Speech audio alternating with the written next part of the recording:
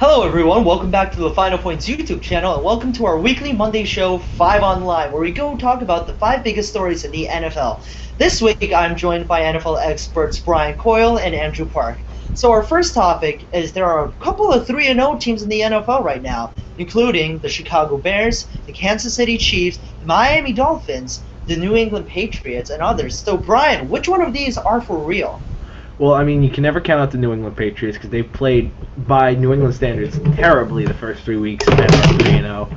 But, of course, the teams that everyone's going to talk about are the Chicago Bears and the Miami Dolphins. We've been down this road with the Bears before, them going 3-0, them looking good. Jay Cutler's gotten hurt, and it's all fallen apart. However, under new coach Mark Trestman, they seem to be a little bit different. It seems like Cutler's got a more of an edge to him, which is what he's needed his entire career. So this Bears bandwagon, of course, with that swarming defense that caused 4 turnovers last night, the Bears could be for real. But everyone's got to focus on the Miami Dolphins. This team probably is for real. As long as they don't go out and lay an egg in New Orleans on Monday night, this team with Ryan Tanner, who's growing up before our eyes, a stout defense, and some weapons on the outside, this is a team to watch, definitely for a wild card spot, and maybe, if New England falters, a division title. Oh wow, so you're predicting some big things for the Miami Dolphins. Meanwhile, we have the flip side of the coin. We have a bunch of teams that are 0-3, including, surprisingly, the Pittsburgh Steelers, the Washington Redskins, the New York Giants, and a team that no one expected to be 0-3, the Jacksonville Jaguars. Now, Andrew, of these teams, which one do you think will be able to come out of this slump and possibly make the playoffs, and which one do you think is getting ready for Teddy or drowning for Clowney? Well, to be honest, let's take a look at all the teams here. You got the Steelers, who are 0-3. While they can never be seen as a team who's really out of it, especially in an AFC North that's always super competitive, always comes down to the wire, I don't see good things happening for that offensive line. It's just there's so many holes there, and I can't see the Steelers really doing well on offense with that kind of line. Jaguars, obviously, I think, I'm going to say right now, they're gunning for that number 1 pick, whether it's Teddy Bridgewater, whether it's Jadeveon Clowney, whether it's any other... Johnny Manziel!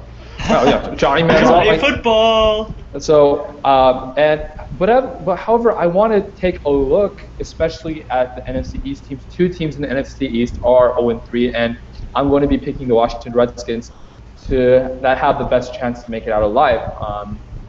They have RG3, who has had some struggles in his sophomore season. You could say it's a bit of a sophomore slump, but they found a way to kind of turn on the afterburners towards the end of the season last year. And you can never count out Robert Griffin III, especially with just the electricity he brings to the offense. However, they're going to really need to shore up that defense if they have any hopes of getting out alive. But again, NFC East, it's quite possibly one of the most wide open divisions in football, and you never really know who's going to make it out until seemingly week 17. So I'd say Washington Redskins.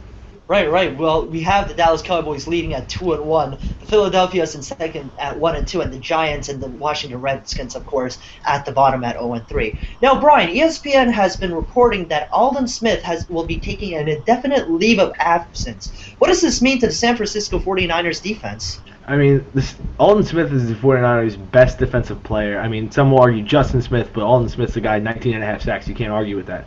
But this kid needs help. Before we get into the Niners thing, it's his second DUI arrest in as many years. The wheels were still spinning on his car when the police found him. This kid needs to go help, needs an indefinite leave of absence. And anybody else, this guy would be behind bars. But Aldon Smith's going to get a second chance, go to rehab, and get himself straightened out. That's the most important thing. As far as the 49ers go, Colin Kaepernick's been underwhelming. They lose to the Colts yesterday. It's the first crisis of the Jim Harbaugh era. It's going to be really important to see how Harbaugh responds, because he hasn't been on a team that's been under 500 since 2008 when he was at Stanford. So it's up to Jim Harbaugh to ease tensions on this team and make the 49ers be the 49ers again. Right, and the 49ers were just upset by the Indianapolis Colts and its former quarterback, Andrew Luck. Now, Andrew, tonight we have Monday Night Football matchup, although some might call it a bye week, between the Oakland Raiders and the Denver Broncos. And so what are the biggest storylines of this game, especially since Ryan Clady is now on IR? Ryan Clady being out is no doubt a huge blow to the Denver Broncos. He's an all-pro left tackle. and undoubtedly one of the best in the business. He protects Peyton Manning. I believe he started every single game he's ever played, and I believe he has only given up one sack in the 4 or 5 years that he's been in the league. So that's amazing. But I really don't think it's that much of a problem for the Broncos. I think the Broncos, depth-wise, are one of the best in the NFL. I mean, you have Manny Ramirez has been doing a great job at center. You have Zane Beatles and Luis Vasquez, two, I think, of the top guards in the league, and you have Orlando Franklin on the right side. So, and the Broncos still have Chris Cooper, last year's offensive line captain, so who's had a couple of Pro Bowls under his belt. So I think they can just shift in some parts here. They might have to rearrange the line and do that. But against the Raiders, I don't see them struggling all too much. Again, it's the Raiders. Many predicted the Raiders to be in the hunt for Teddy Bridgewater, in the hunt for Jadeveon Clowney, and more. So I definitely think that Peyton Manning and company will have a field day, especially with not a great Raiders defense.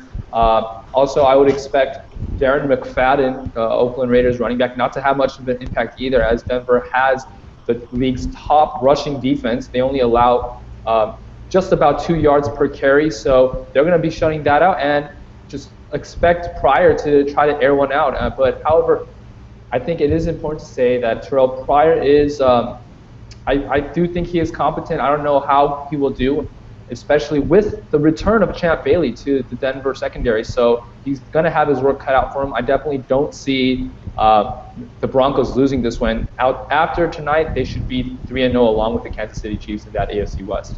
Right, unless Terrell Pryor suddenly catches lightning and is able to run all over the Denver Broncos defense and throw all over their secondary, I think we can safely say that the Denver Broncos look to be a 3-0 at the end of tonight. And so we come to our last segment on 5 Online, where we go for the false starts, possibly the worst moments of the NFL season so far. So mine this week was when the Steelers had to take on the Bears. It was overall just a horrible slugfest, but the worst moment for me had to be when Jay Cutler broke contain after Lamar Woodley and Lawrence Timmons hit each other, and he runs for a first down, and he runs over our safety, Robert Gold. I mean, come on, man. Come on. Brian, what's your false start? I mean, Jay Cutler running over a safety is going to be hard to top, but the false start I got this week, it comes from Adrian Peterson's Twitter feed. Let me see if I can read this right. He tweeted out last night, 12:22 a.m. So my daughter is laying here under me and just says out of blue, "I can't believe you lost to the Browns, Daddy." So, even Adrian Peterson's daughter is telling it like it is right now, because Minnesota Vikings literally have nothing besides Adrian Peterson. And Andrew, your false start? I actually just thought of another one, so I'm going to say two. One of them being obviously the whole headline surrounding Broncos star linebacker Von Miller. He can't seem to stay out of trouble. The more we learn about this guy, the more we just wonder, especially Broncos fans like myself, wonder what's wrong with this kid. He's so great on the field, but then he just does all these numbskull things off the field. There have been reports saying that he attempted to cheat on his urine test, which is why his suspension was moved from 4 games to 6 games. So especially, insert mile high jokes here with all of the marijuana. Which we do a lot here at the Final Points. Yes, very much so. So that's one. The second one is, it's funny.